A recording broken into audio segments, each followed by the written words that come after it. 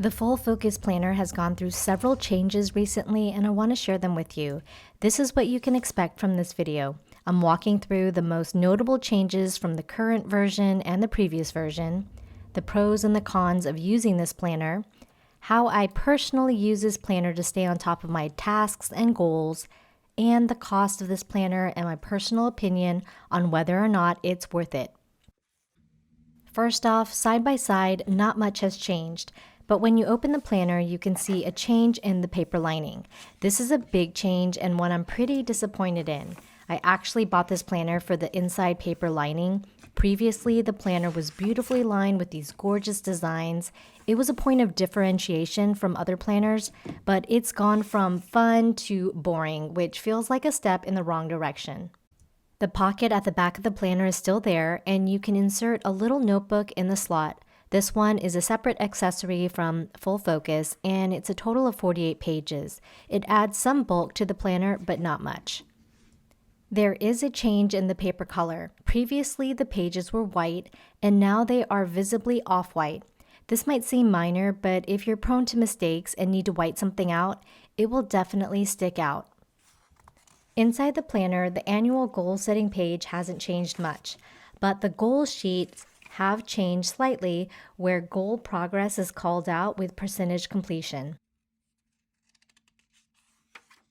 Nothing much has changed with the calendar. You still have to write out the dates, which takes some time and it can be cumbersome. They did away with the rolling quarters and replaced it with the 12-month view.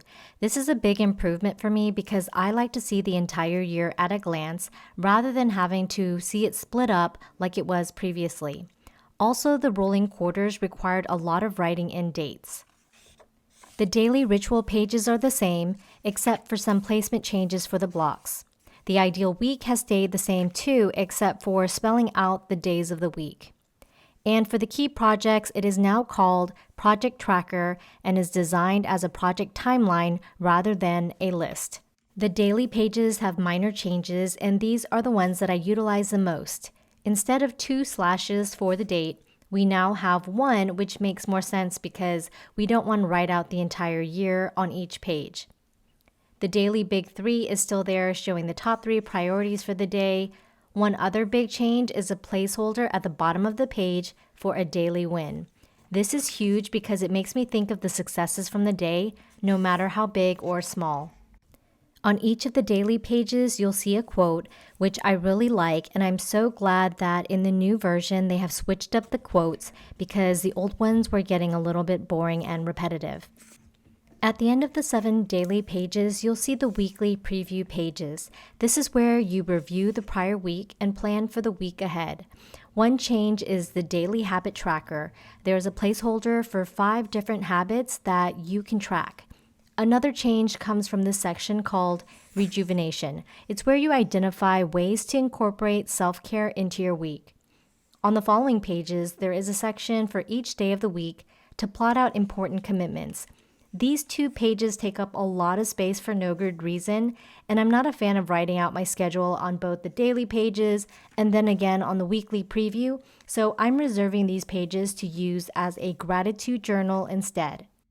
At the back of the planner, there is a section for a quarterly preview. It's similar to the weekly preview with an emphasis on your quarterly goals. I really like these pages and all the other pages related to goals because it gives you the space to name and claim your goals.